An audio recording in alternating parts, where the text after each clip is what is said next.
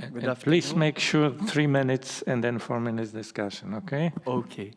Good afternoon. I have no disclosure.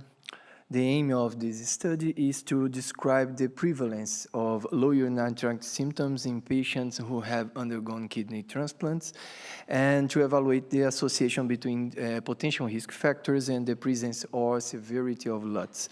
The study is a cross-sectional between August 2018 and January 2019, we included patients who have undergone kidney transplant in one reference center, more than 18 years old, and excluded the non-functional grafts or previous urological conditions. They answered 3 questionnaires, the OAB-VH, the ICIQ, urinary incontinence short form, and IPSS.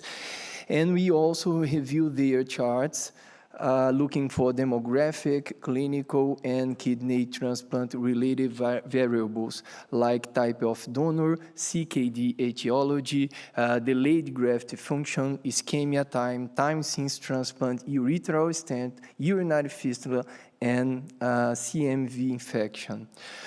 We described the prevalence using frequencies and measure of dispersion, and evaluate the association between risk factors and LUTs score using ANOVA, as well as multivariate analysis to confirm. We also divide clusters of gender and age and compared them through using chi-square test. We enrolled 8 patients. The mean age was 42. Years old, and we observed a low level of smoking and alcoholism, and the high level of related other disease. There was a difference here. The use of alcohol is more common among men. Here, the kidney transplant-related data. About 50% of our sample received their kidney from living donor. About 5 years since the transplant, the current creatinine 1.5, although it was higher among men. And I'd like to highlight that the low scores were observed in all 3 questionnaires used. However, the higher the age, the higher the score, as we expected. Also, the nocturia was the most common symptom. The storage symptom was far more common than voiding symptom, and continence was quite rare. Looking risk factors, we observed the 3 important differences.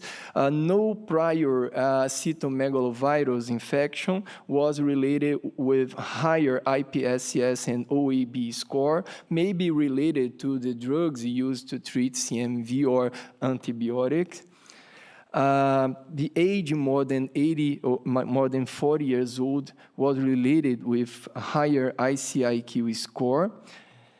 And the use of alcohol was related with lower OAB score, perhaps associated with a supposed dehydration stage. So in conclusion, lower urinary symptom score in kidney transplant patients are not high.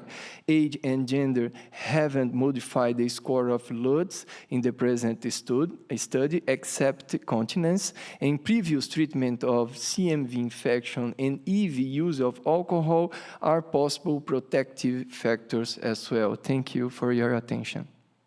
Okay, thank you. Are there any questions from the floor? No, then I have... Well, I have a question.